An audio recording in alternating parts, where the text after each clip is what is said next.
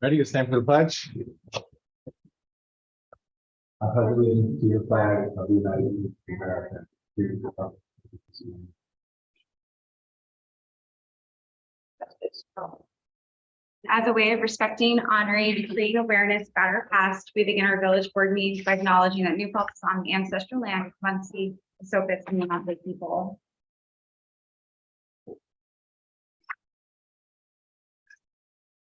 One thing I wanted to add to the very end of this meeting is I would like to set a public hearing for January 25th for the village to consider realizing the new tax credit that will be made, or it's basically a local option that we could extend the tax credit to our volunteer firefighters and rescue squad personnel.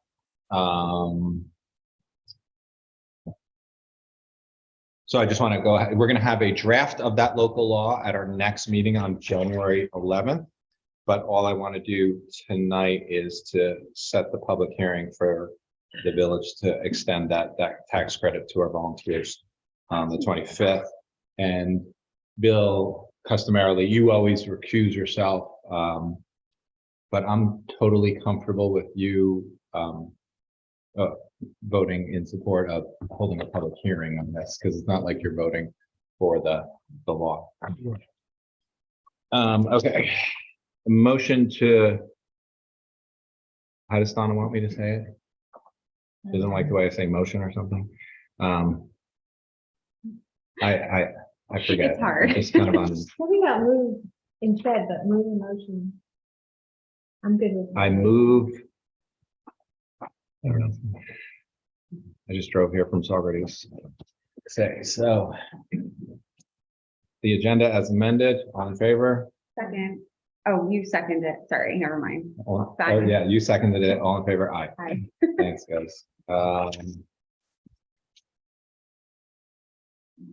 I'd like to motion. Oh, I'd like to motion that we move the consent agenda. Second. All in favor? Aye. Aye. And announcements. So just to share with the public that we're having public hearings at our planning board meetings. The next one is scheduled for January 3rd. It's related to 118 Huguenot Street. It's a site plan and it involves removing an existing non-conforming shed and replacing it with a pottery studio and deck. And a second separate public hearing is in regards to 30 North Manheim, site plan regarding a residential deck. Autumn, what did you say about Eve? Is she attending tonight? She is on, she's here. So we'll have announcements from anyone else on the village board, but if Eve is ready, we can hear announcements from our legislator. Hi, everyone. I don't have a lot, it's the end of the year, budget season is over.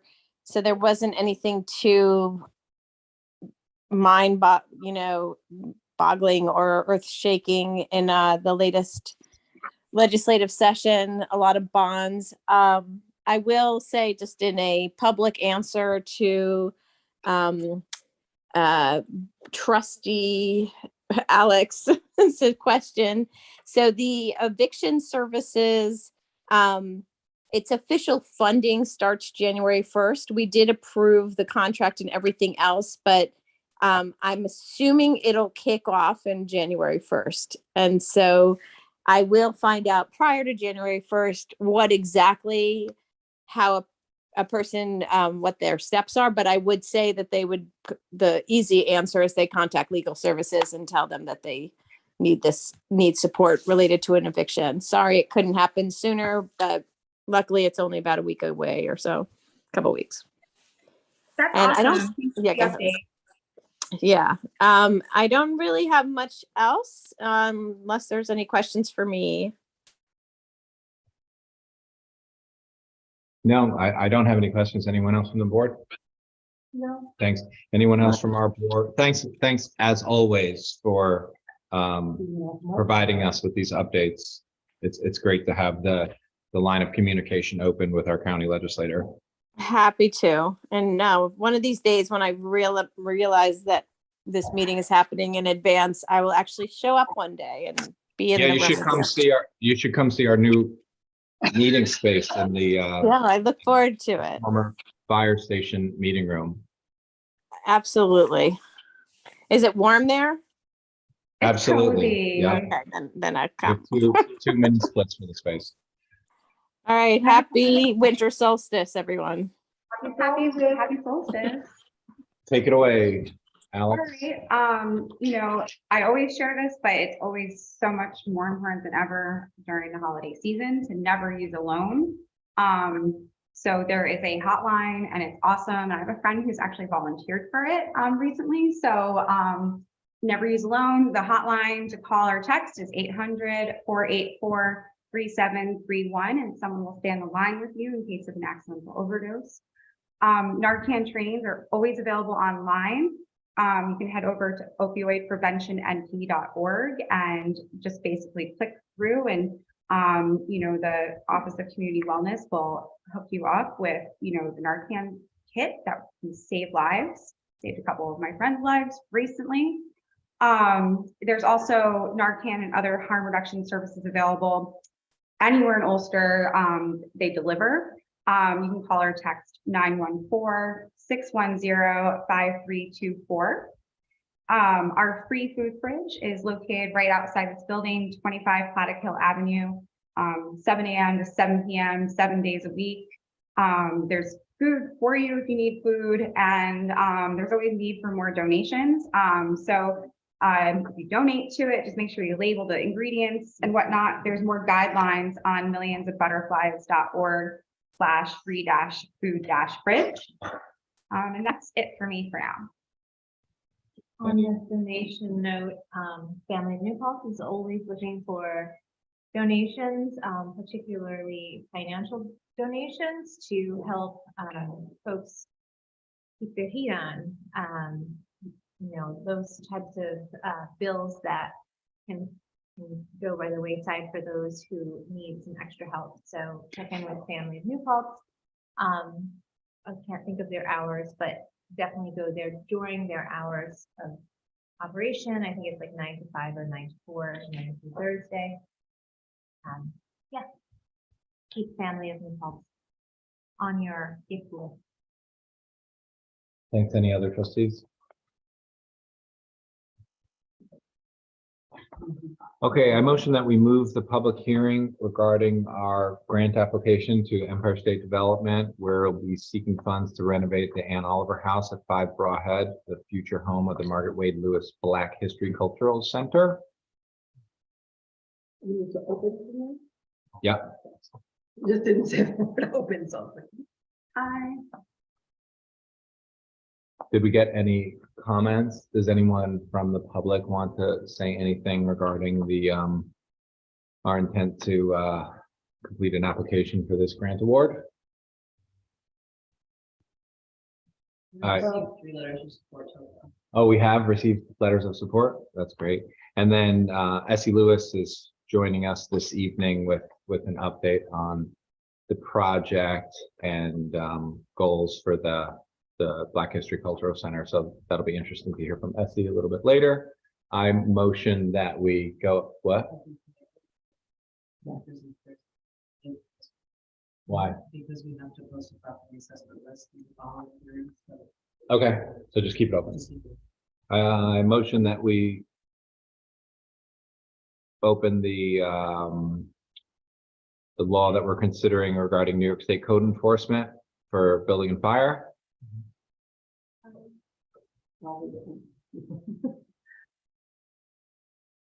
Did we receive any comments? I motion that we close the public hearing. All in favor of closing the public hearing? So I move that we, what did you want, adjourn it? for today, for now? We don't have to do anything. Okay. No, We, but it's open, it's open. I thought you wanted us to begin, that's why. It just remains open. The public hearing for the Mm-hmm. grant application remains open. When's the deadline for that grant? Sorry. It's like Jan 20 something, At the end. Cool. but it's not a particularly difficult application. Right, I think we're, Autumn's way out front, dotting i's, making sure we have everything. The narrative has been written many times in the past. It's pretty straightforward stuff. And it's gonna be just such a wonderful addition to our community. I can't wait. And even though we're gonna talk about it more later, stay tuned for information about. Oh, yeah. I'll wait until I see all of this.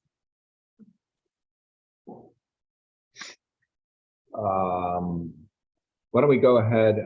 Does anyone want to take item number 1, or should we just jump into and we can kind of revisit it as we go?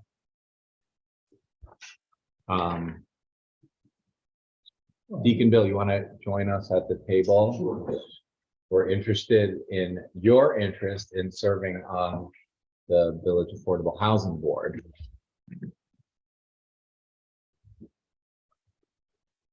Tell us about your interest on serving on this board and how you think you could contribute. Oh, okay. Well, I'm not sure where to start. I moved up here 5 years ago. I was in Rockland County for my career. I worked for the Department of Mental Health and was involved in housing for developmentally disabled and mentally ill folks during that period of the institutionalization. Autumn and I were just talking about that. When I heard, I don't live in the village, so let me say that up front. I'm on Old Mill, so I'm like right on the line. And when I heard that you were opening this particular board up for non-village people, I was interested because I'm interested in housing. I've been working with REPCO. I've been working with family. So I saw that as an opportunity to lend some support and give some help for folks who are unhoused, who need workforce housing, that kind of thing, which is a need in this village, in this town, in this county, in this country. What's that? In the world. Well, in the world, yes. So in a nutshell, that's my interest. And why I wrote an email to the mayor when I heard that. So I'm not sure how much more you want to hear from me, but I'm certainly open to answer any questions that you may have. I have another question. Have you taken a look at the law as it's written, and did you have any questions? Also, did you notice anything in the law that if you were to make, I mean, probably once you go through the process, there will be more ideas, but I'm curious if anything jumped out at you, like how could we make the law more impactful? I'm not sure yet. I read it. I reread it yesterday. I made some notes to educate myself. I've been, let me back up a step. Since the beginning of this year, one of the blessings of the pandemic was virtual attendance at meetings. So I've worked very diligently to attend at all levels, town, village, county meetings, to try to figure out more than what I read in the newspaper, what's going on with various issues. And also, frankly, to scope out the players on the field to see where people are, what their positions are.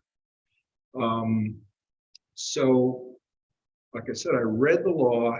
I don't think I'm in a position to speak to that, to answer that yet. I think I need to get my feet wet, maybe my knees wet, maybe my hips wet, depends, before I go there. I will say this, one of the things I'm concerned, I met Terry Dolan and I had coffee last week.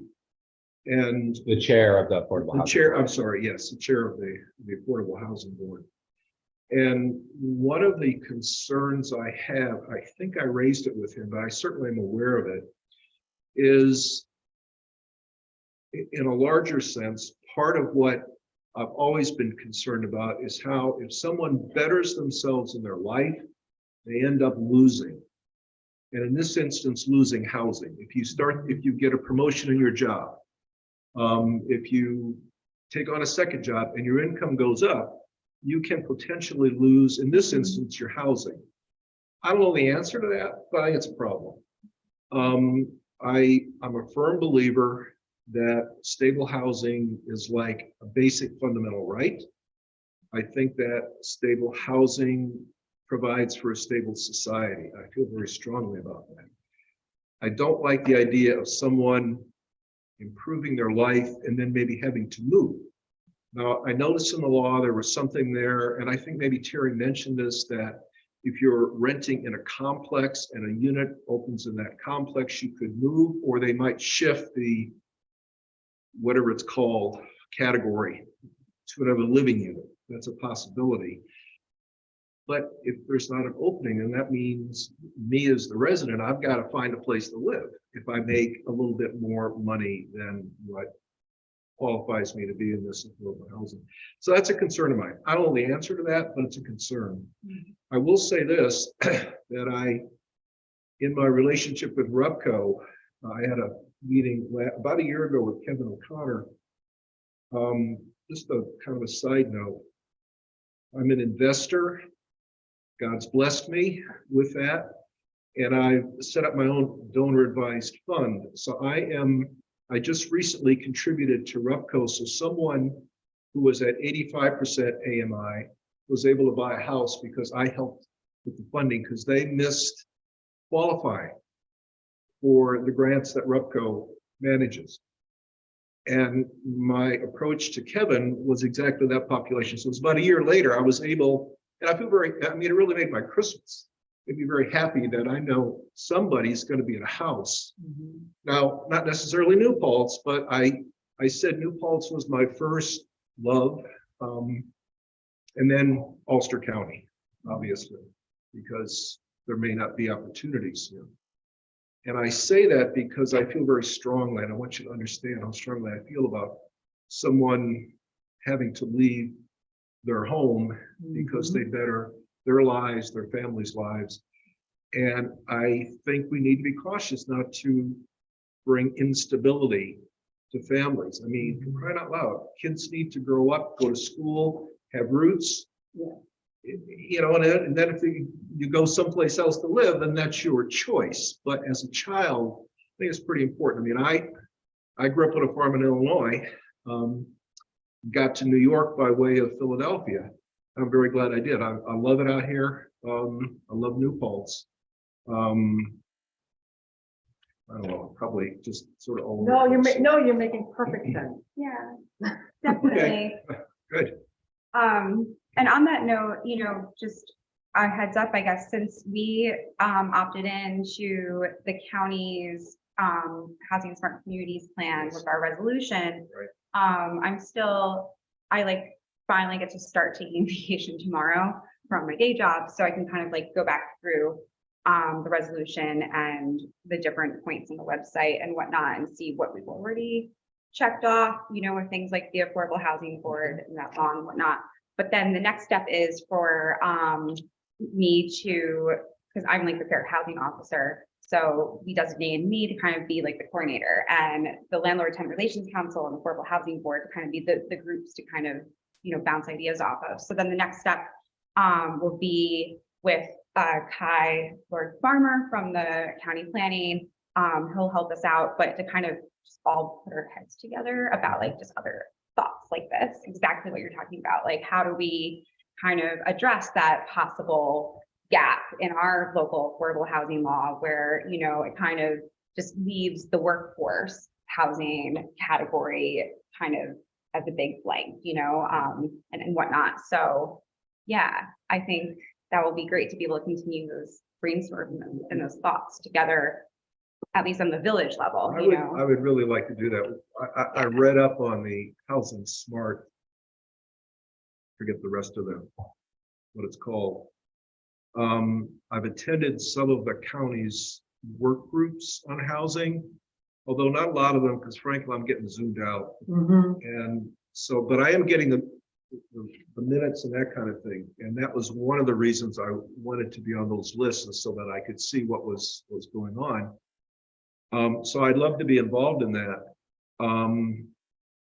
I think that I get concerned with things like, I was just reading up on some articles that I had printed out and I hadn't read, but the I Park 87 has potential for 600 housing units in order to have housing for the folks that are going to live there, work there.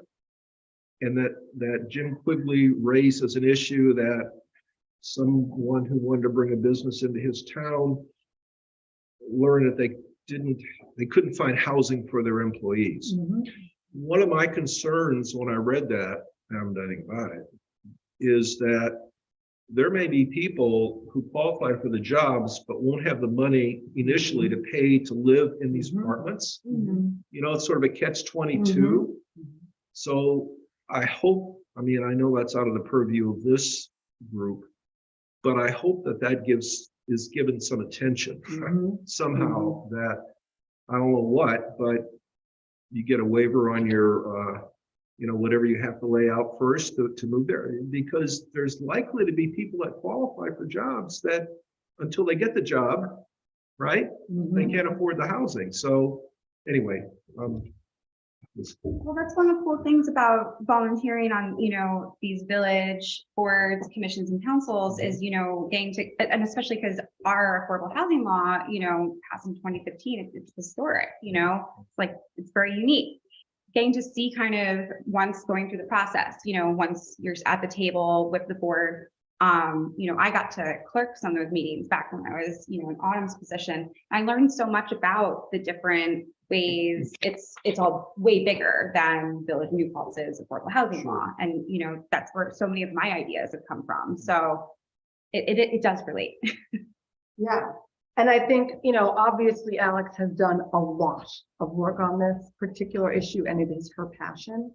She's not the only one who's passionate about it. I think everyone on our board, we are all passionate and have done at least some work on this. I have some other ideas that I'm looking forward to talking with people about. And I'm just so grateful that you're working on this. thank you. Any other questions from our board? Would someone like to appoint? I move that we appoint Deacon Bill Bill. Meningay. I didn't remember what your last name was. I only remember Deacon Bill Meningay to the Affordable Housing Board. All in favor? Aye. Hi. Thank you for Thank you. volunteering. Thank you so much. We're very, very lucky to have you. Thank you.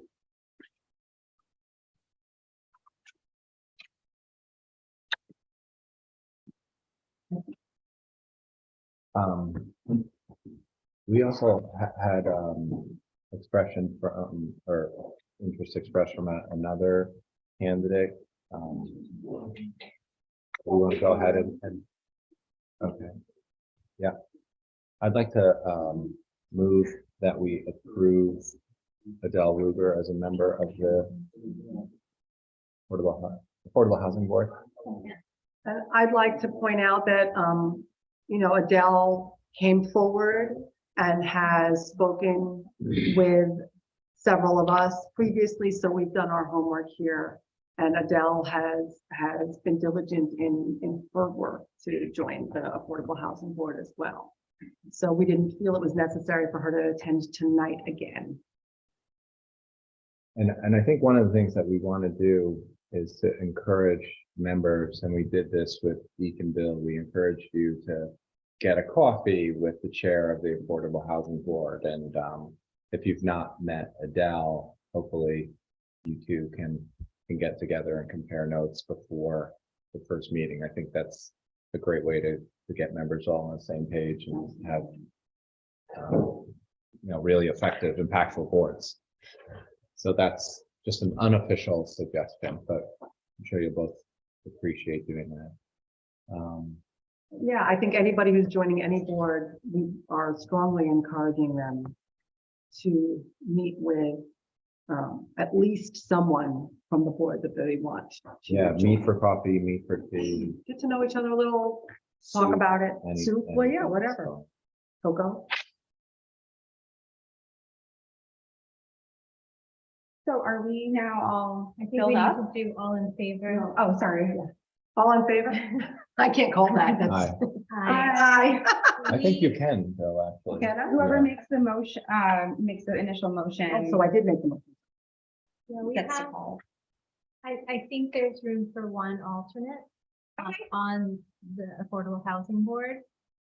I think I have to just double check that.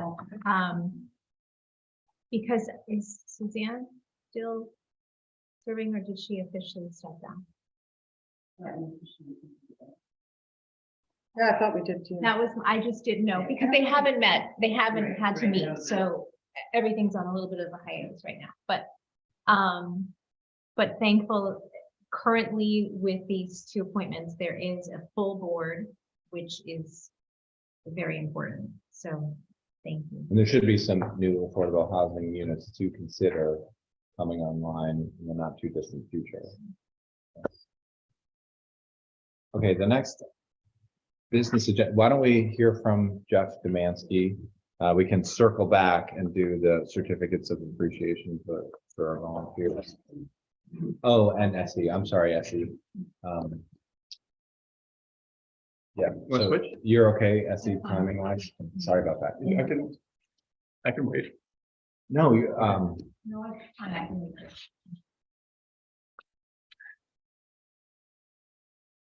Bella? All right. absolutely. Thanks. Well, thank you very much for having me back here to the new room. It's great to be here. I'm Jeff Demansky. I am the executive director of a nonprofit based here in the Hudson Valley that's been part of the partnership that the town and village of New Paltz have also been part of for a community energy program. I have slides, but I'm not going to present them in the interest of keeping. So just 15 minutes of conversation about this program. So the community energy program that we are all been partners in is called Hudson Valley Community Power, or HVCP. There's a lot of confusing names. There's a lot of partners in this partnership, so it can get a little overwhelming, and I apologize in advance for a lot of similar sounding names and acronyms that I might throw out. But we're here because we are in the process of exploring the reboot, the relaunch, the renewal of this program again. New Paltz, Town and Village, both officially started with this program in early 2020. I think it was January of 2020 when we first entered into the contract after fall of outreach. Is that correct? Direct energy. That was with Direct Energy. And so you guys entered into, on behalf of your community members, an 18-month contract with an administrator named Jewel. Oh, here comes more names. Jewel Community Power is the name of the administrator who you have an official agreement with to serve as an administrator of the program. And together collectively chose Direct Energy to be the supplier for a fixed electricity supply rate that was a 100% renewable sourced electricity supply rate from New York State sources. That was an 18-month contract. Things went fairly well. The essence of this program. Is it only an 18-month contract? It was. Yeah, it was. Because you guys came in after the other 6 communities. Oh, that's why it was 18 Yep, months. it was Sorry. 2 years Go for ahead. them. Right. Yeah, we're here to revisit history. And so that ran through till through June of 2021. And again, what the program is, this was enabled by New York State in 2016. It's a program that allows municipalities to act in a public benefit way on behalf of their community members. Pretty much anybody with a meter within municipal borders, if and when a program is launched, can take advantage of, in this case, this part of the program, this rate for electricity supply. The state enabled it. The towns that are partners in doing this, the reason I'm doing this as a nonprofit that's been working in the environmental field now for 30 years, myself personally, the reason Jewel is doing this is because it's a way that we get very competitive rates in a model like a BJ's wholesaler or like Costco. It's a buying club by acting together with all of the community members represented as potential participants, we get suppliers to bid very competitively, and we get them to bid very competitively to source 100% renewables. So it's a win-win in that regard. But there's a third win that's very important too. One of the significant, well, the third reason in my triumvirate of reasons that the state enabled this, and that a lot of people appreciate the program, is because of the consumer protection elements of it. A lot of folks, the program is based on options, choices that people have individually. They can enter into a supply contract on their own with a company like Green Mountain Energy, Viridian, Ambit. There's dozens and dozens and dozens of them. Many of them very good companies. People do this because they want to try to get a competitive rate on their own, or they want to support renewables on their own. It's something they could do since the 1990s, since we deregulated our marketplace. A lot of very good companies, but a lot of very unsavory companies have been in that marketplace. So one of the significant benefits of the Community Choice Aggregation Program, which is its official name, it's communities aggregating together to give a new choice. Doesn't take away any choices, but gives a new choice, is to do so in a way where the municipalities acting together vet the choices that are out there, kind of optimize the choices, and then offer it in a no commitment way to all the community members. So that's what we had in place with a company called Direct Energy through 2021, July through June of 2021. It went well. All of the partner communities that were part of that initial batch, it was 10 communities by the time we finished the contract, all but one renewed and launched into a 3-year contract with a new supplier that we picked, a company called Columbia Utilities. And we did very well for the year of that contract, the year of the 3-year contract that it survived, in a very, very crazy utility world. And despite some of the challenges that we've had with Central Hudson billing too, which was conflated with our program, it caused confusion. But it was significant because of particularly the global events, the war in Ukraine. Utility rents went very high, but we were, whoever was a part of the program was insulated from that with our stable rate that we had that was also still promoting 100% renewable supply. The program is a consumer protection strategy, and we did well in terms of keeping this, keeping people from any strange fees or other vagaries. And the idea is that the team keeps an eye on the supplier chosen, but the supplier chosen managed to get out of the program by a backdoor way, by defaulting on their payment to the New York Independent System Operator, negating their ability to operate in New York. But in essence, despite an excellent effort by the design of the program, by the administrator, by communities banding together to keep it going, the program went into suspension with the loss of that supplier in July of last year. And so what happened at that point in time is everyone went from what was a community designated default choice for electricity supply back to the original state determined default established during deregulation, where Central Hudson, our local utility, was making supply choice again for people. But it was an unfortunate situation, again, compounded by Central Hudson's challenging billing issues. But nothing worse happened to people other than returning to their default electric supplier. There's no weird fees, no penalties, no extra charges. The program is relatively simple in its operation. Happily, all of the communities that were in it before, except one, and more now, are part of a potential new partnership, still under the name Hudson Valley Community Power, to relaunch. And so that's what we're here to describe what the program is.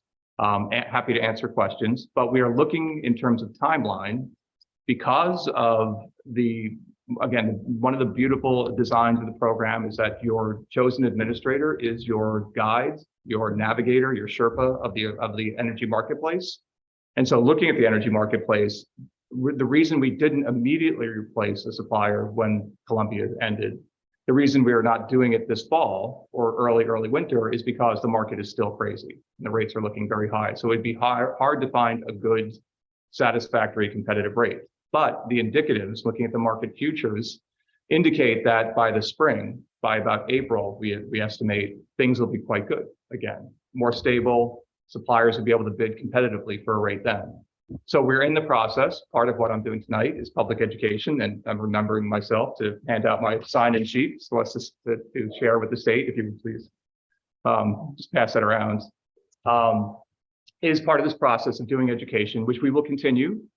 It never stops. That's my nonprofit's role, is to continue to be a resource within the community for the duration of the education period. And if and when we launch the program, we stay here, answer phone calls, do more education meetings, respond to emails and the like.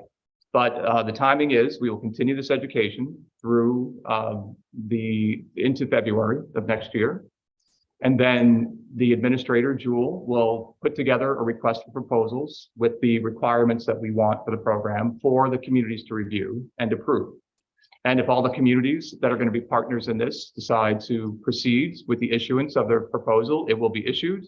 Suppliers will bid, then collectively we'll pick what we want in terms of a rate or rates to include in the program, the duration of the contract, the sourcing. And again, our focus is on promoting renewables through this program, through the win-win-win scenario, with the anticipation that we'll have a rate ready to go for a announcement to all eligible customers within the communities. One significant way that they'll be notified is by a letter that has been in the past and will again with the start of this program be sent to everybody on municipal letterhead, paid for by the selected supplier. So there's no costs at all to the municipality. And it will have all the details of the program, including the details of how to opt out of it, should anyone want to opt out and either get their own private contract or just stay with Central Hudson, making their supply choice. And just to re-emphasize a very important point for anyone listening who doesn't know, this does not replace Central Hudson in their role as a delivery company. That's all that since the 90s they've been able to do to make money. They are in essence like UPS or FedEx or the Postal Service. They don't make the packages they deliver. They get paid to reliably deliver that power, do billing, do slow and repair. So if all works out, the letters will go out in probably early spring, probably in March, with the anticipation that we will have a live program in April, maybe May of 2023. So that is the timeline. That's the basic structure of the program. There is lots of moving parts. It's relatively simple in its design, but there's a lot of moving parts. I will be back to speak again on January 11th to the village, to another meeting here. I have an open at least one. I'll have many more actually, but one I want to put on the flyer, a webinar, a Zoom meeting that's going to take place on Saturday, January 21st at 11 a.m. I'll also have two presentations to the town, which might be convenient for anyone listening who wants to attend, on January 12th at the town court at 7 p.m. and on Thursday, January 26th at 7 p.m. All these flyers, I'll bring more. An electronic file has been shared with Autumn, but I will bring more and I'll be distributing them with my team around town. But there is going to be more opportunities to hear about this program in depth. I will walk through my slides for those who would like to see that. Answer questions, and we will keep to explore the program, keep at it. So I will stop there and see if there's any questions that I can answer. I was going to say that I thought that was actually a really great summary of where we've been for the last several years. I think it's unintuitive and confusing for lots of people, and you just summarized it very nicely. And probably more importantly, we get calls about it regularly, and I give people your phone number and yourself or your colleagues. You guys do a really good job. And it's not just during this state law required educational period. It's like all the time, right? Because you never know when someone might look at their electric bill and suddenly have questions. And you guys are super accessible. It's been important. And very commonly confused about this supply program, this fixed rate that's on the utility bill in the supply charges section versus community solar or solar on their home or business. People are commonly confused about that, which are good parallel opportunities, and won't confuse the topic now, but there's very interesting and potential possibility of that being offered, community solar, through the CCA program as well. We're waiting on the state to finish its decision making around that. That's sort of a teaser for exciting future. So that's a possible development. And also, do you have any insight in terms of where we might land with a future rate? Will it be a fixed or a variable, or all of that we'll kind of assess at the time? But do you have any thoughts It's- on where we might end up? From Jules' description, it's their intent to ask suppliers to give as they used to give just a spectrum of fixed rates over fixed contract periods, they're still going to ask for that. So we'll be able to evaluate fixed rates for different contract periods, 12 months, 24 months, 36 months, things in between. But they also are interested in sort of the lessons learned. CCA is an evolving mechanism in a wonderful way. Even the contracts getting stricter to prevent what happened before to not happen again. But a mechanism that Jewel has described to the community leaders is a possibility of it's not a variable rate that Central Hudson does on a month-to-month basis, but what I'm calling like a chunky variable rate, where it would be potential change at potentially along the lines of quarterly periods if it adjusts to follow the market, which is potentially more advantageous to not have the supplier be in a direct competition, if you will, with us as participants, where it would ideally, as described, level out towards a fixed rate, ultimately towards the latter part of a contract. This spectrum of opportunities will be part of the evaluation that we'll look at once the replies from the request for proposals go out. Any other questions from our board? Just, what are some of those indicators you mentioned in the future that would bring those rates to more favorable? Yeah, well, it is just anticipation of less uncertainty. We're still even recovering somewhat from the return of the economy post-pandemic. So that is settling out, and there is anticipation that things will, there's always shocks. We've seen shocks. We didn't anticipate the pandemic when we did the last contract. We started the contract for New Paltz right before the pandemic hit. But given those futures examinations of the marketplace, it's expected that things will settle down, particularly post-winter, where there tends to be a spike in energy prices. But the anticipations for those for a significant period after the spring are looking like it's more levelized.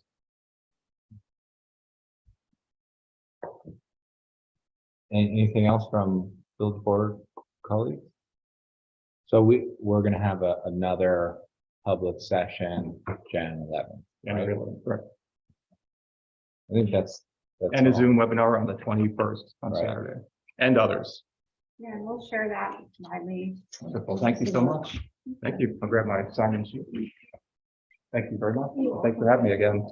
Essie, are you ready and available to chat with us about? So you're providing us with a presentation so we can check off the box. You're here. Yes.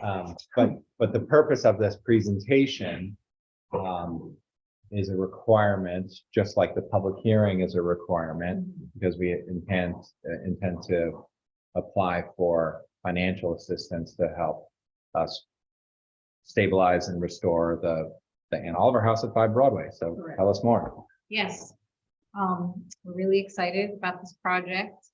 So since the village has made me steward of the Ann Oliver House, we have gotten the house out of condemnation. We have achieved our 501c3 nonprofit status. We have gotten some significant donations, one of which is from the wonderful Deacon Bill for $10,000. One of my mother's sisters has given us $7,000 just recently, and then we were nominated for a grant from 2 grants. One from Assemblyman Kevin Cahill, which is $250,000. 50. He wrote 250? He wrote 250 in the last email, so it's getting better. Maybe every time we talk about it, it'll get to more. If I say it more, maybe. Okay, manifest it. I'll forward the email. And then from Senator Hentry, $61,000. So we are, gaining some significant ground and gaining ground in the community and having programming as well. Just on the 30th of December, we'll be having our 2nd annual Kwanzaa. It'll be at the Town Community Center, December 30th, 5 p.m. I hope everybody can come. And we got a grant for Art Mix Hudson for Juneteenth last year. We plan to make that an annual event. We had our very first launch event for our website at the Dorsey Museum in November.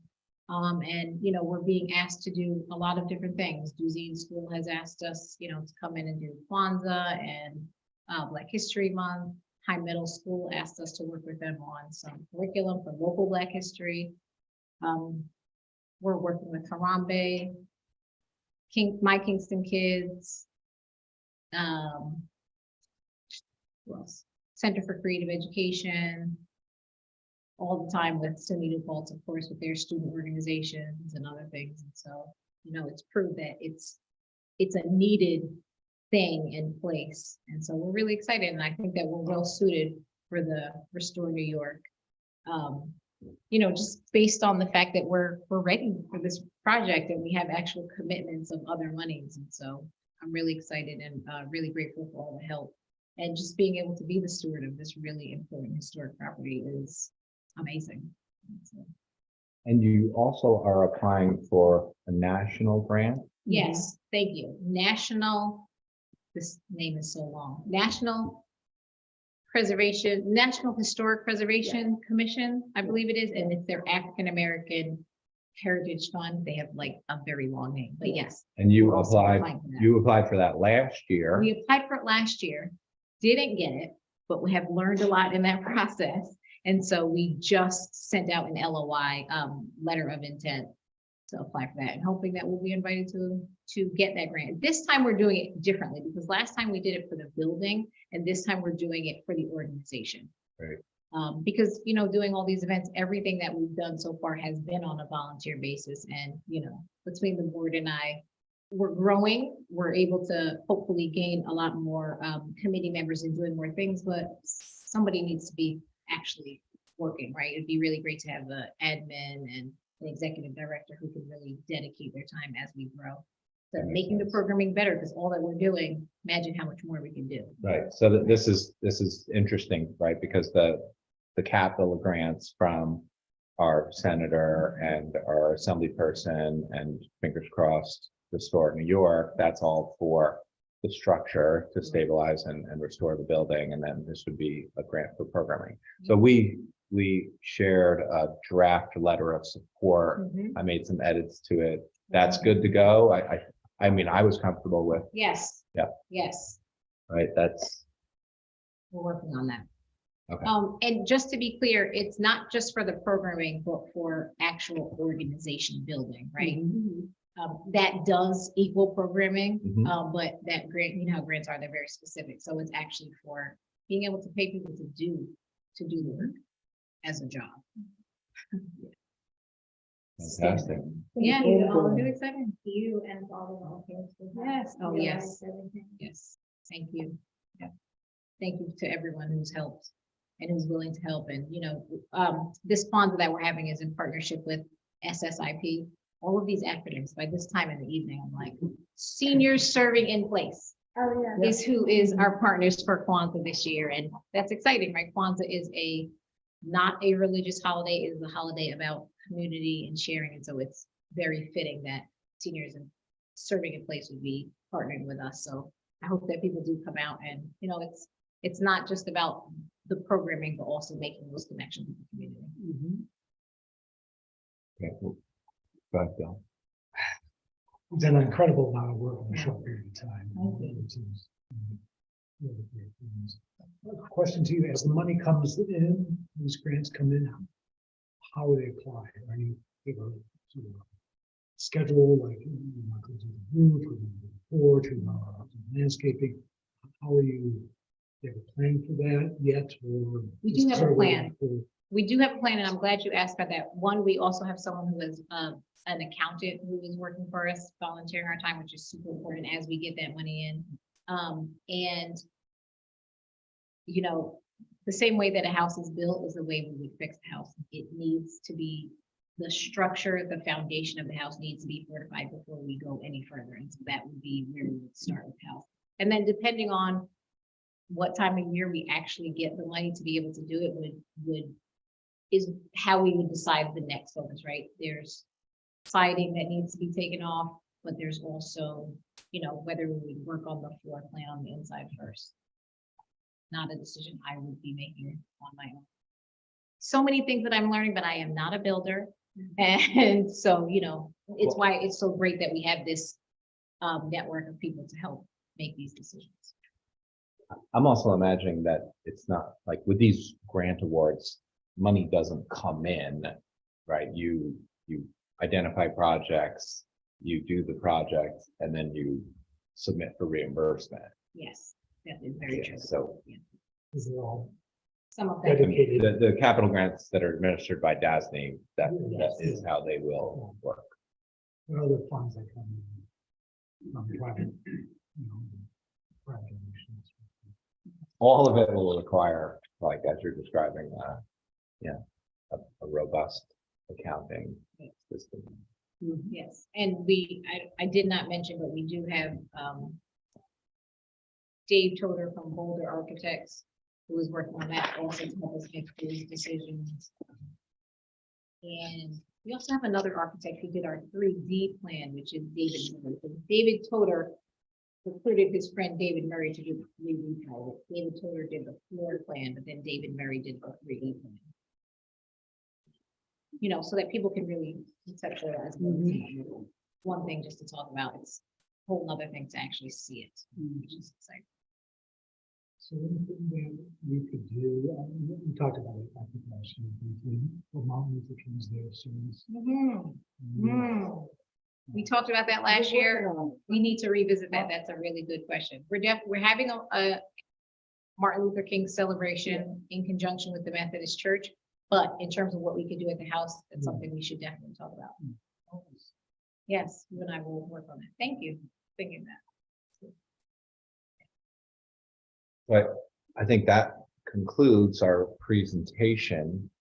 So we can cite that as having hosted a presentation for our Restore New York grant application. And then in addition to that, I move that we provide a letter of support for the grant application that you're going to be submitting to National Trust for Historic Preservation. I want to second it. All in favor? Thanks, Essie. Thank you so much. Appreciate you all. Happy holidays.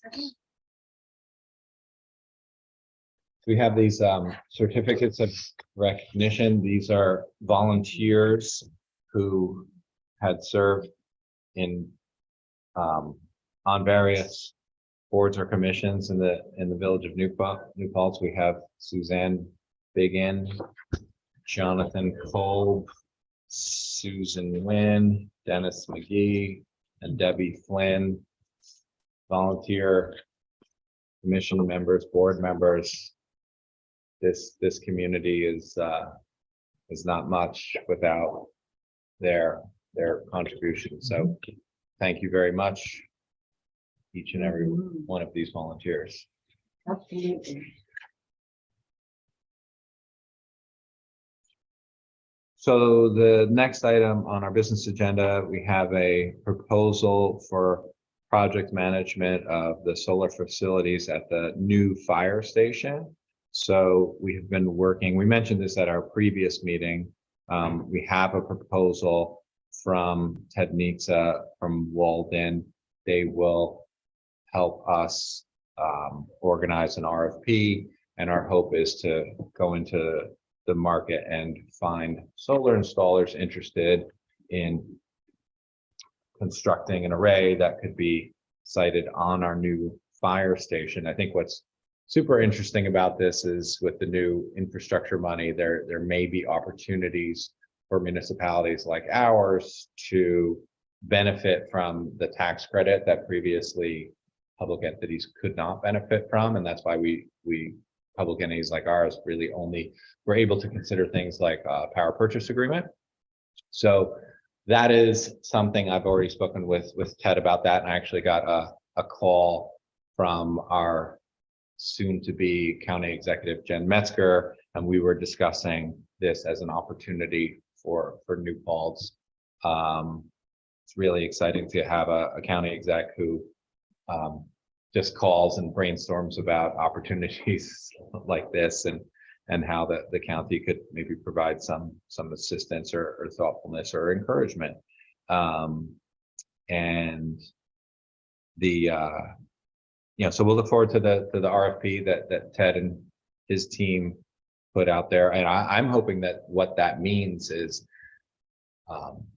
we could see more local solar installers respond to our RFP as opposed to, the behemoth type companies that may have familiarity with PPAs or more complex financial structured deals. Like, hopefully this means that we end up with more submissions and local contractors who could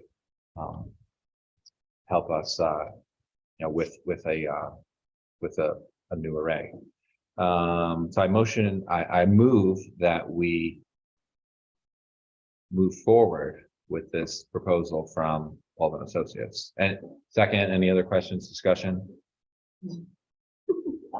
And I thank Bill. Bill has been a relentless supporter of this project, nudging everyone involved, saying like, when are we meeting next? Let's make sure we're doing this. So that's how local government works. It's like you need people who do the nudging. So Bill has done his share of nudging. All in favor? Aye.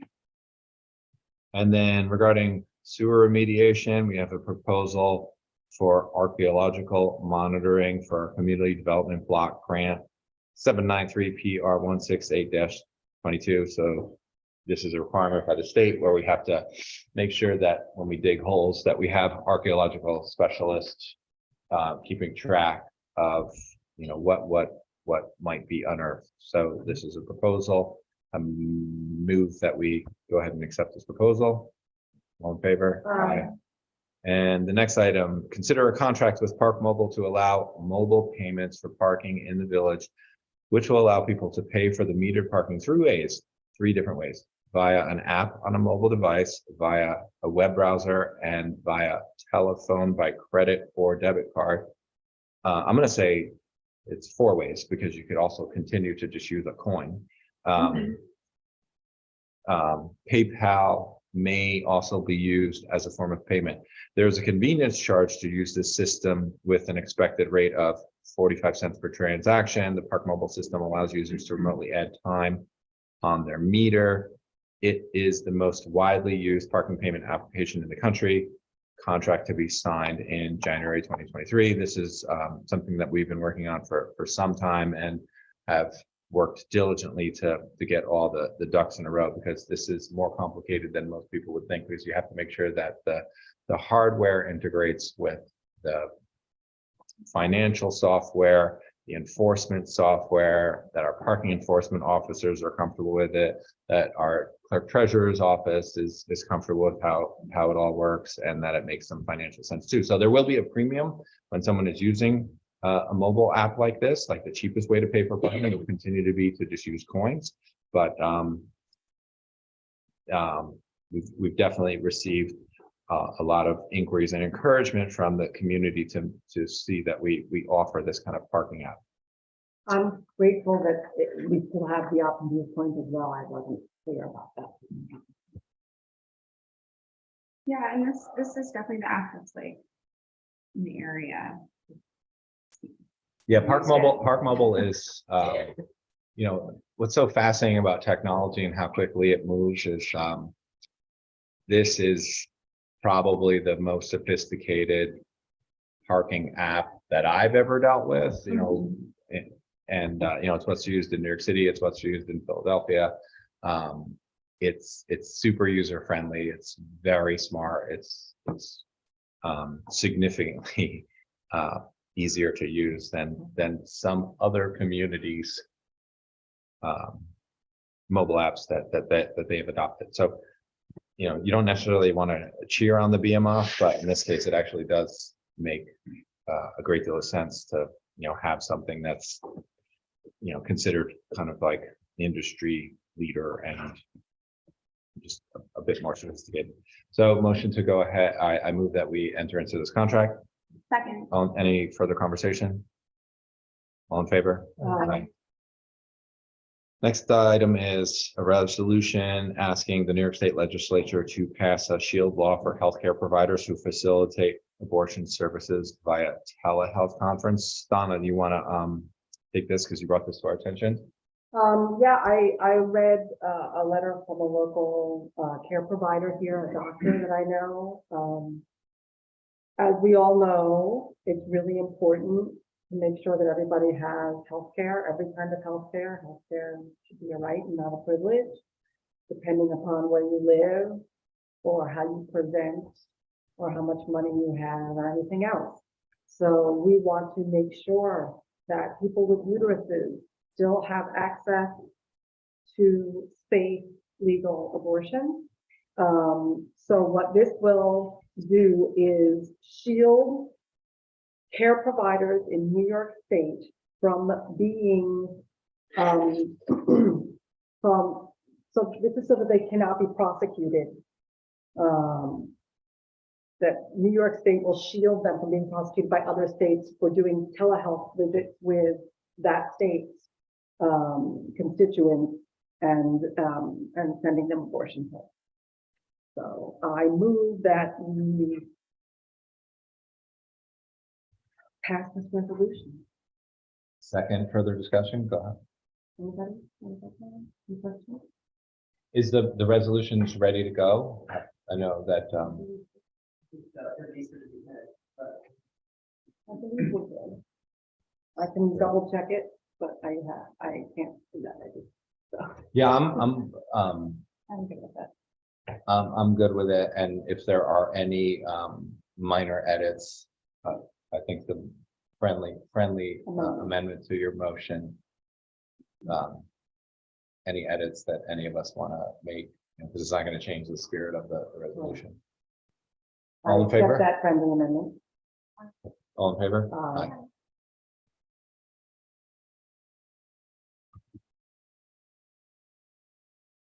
So the next item is local law providing for the administration and enforcement of the New York State Uniform Fire Prevention and Building Code. So this was the public hearing that we just closed earlier this evening. So I motion that we go ahead and adopt this law. Second, for discussion. So I think it's important to emphasize, like, we had many of the concepts baked into this, or baked into our local laws. And then this is basically just a broad umbrella that allows us to cite the statewide uniform building codes. You know, if there was a property where our building department needed to issue a violation, you know, because what sometimes happens is our building department might recognize a violation and then it goes into court and then things get kicked out on technicalities. So this is, I think, very helpful in that it protects public safety, because that is the main reason that we have a building department, is to make sure that we're protecting our community. And it fills in those gaps. It's a gap filler. Provides clarity. Provides clarity, absolutely. All in favor? Aye. And motion to set a public hearing on January 25th after we get a draft law on January 11th. So this is to recognize that the governor passed a law that would allow local municipalities to provide tax credits to people at their permanent residences if they are a volunteer firefighter or serve on a rescue squad.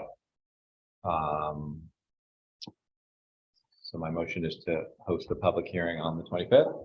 Second. Are you recusing or not? I can participate in the discussion and just can't vote. Yeah, so I just for the record, you're going to abstain from our vote to host a public That's hearing. right. And then one of the reasons I was saying that earlier is because it was before Donna got here. So, yes, but I think it's, we should point out that the cap is 10%. You want to explain further? So just that the cap is 10%.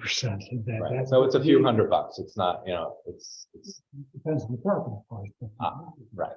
But in all reality, it's not like it's not gonna. it's not like a windfall where if you serve, you're It's a great nod to the services that the volunteers provide.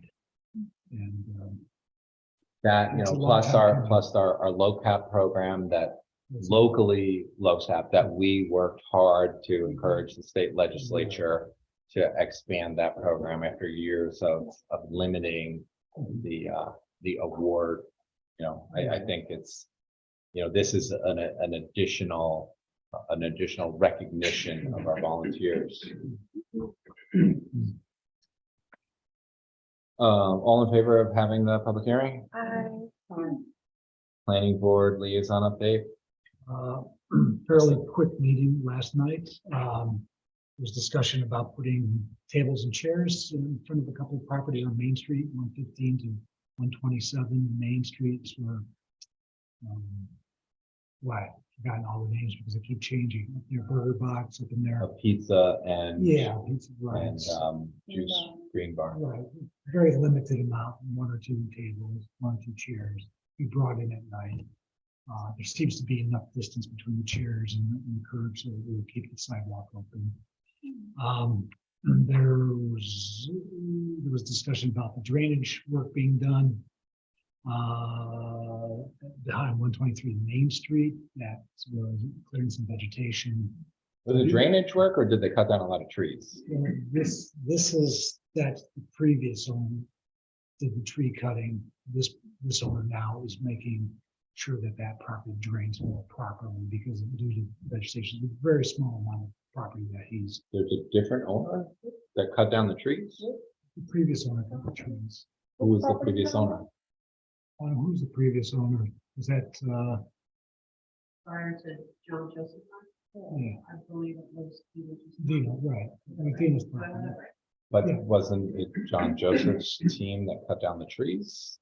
Because they were the ones who were telling neighbors, they were telling neighbors that they were building a hotel that had been approved by the village. The applicant was. So the applicant is Southern Acquisitions. And that's not Joseph. That is John. That is John. That's- Right, okay. So But this work- where did they land in terms of that conversation? There was no issue with the planning board. They voted to draft a resolution of approval to document the changes to the site plan to indicate the spaces where the brush and or trees had been removed. I don't know the size, but. And the applicant presented a very small area that this is happening. So, and it's also, it was mentioned that it needs to be in compliance with something that they need to do for drain. They're trying to bring, sorry. Did they come to an agreement with the village? So the application started at first in front of the ZBA in either January or February of this year. It was brought to the ZBA because a stop work order was issued by the building department for the work being done on the property. Because the building department determined that they didn't have the proper permits to do the work that they were doing. So it was determined that in order for any work like this to be done, they should have presented a site plan to the planning board. And so this is an attempt to cure that notice of violation by the building. All right, thank you. Yep, that sounds right. So, yes, so when at the meeting, they voted to draft a resolution approval for this. That should. Yeah. But we're still working on being made whole as far as all the trees that are cut down. And Any other planning board update? Woodland Ponds, cottages were discussed, and there was a discussion about whether or not that the rec fee could be earmarked or designated for something that would be a benefit to the residents of Woodland Pond. So It was that's more- not how rec fees work. Yeah, but everybody else. Rec fees are like taxes. Right. It's like, I don't pay my taxes and say, I'm only paying my taxes if you pave my street. It's, So it was a request conveyed by Michelle on behalf of the residents of Woodland Park. Wait, so, but They can, doesn't everything rec fee related benefit everybody, you know? And well, example cited was maybe pickleball. Purpose of pickleball courts, because I guess residents of Woodland Park. Pickleball. what if I like pickleball?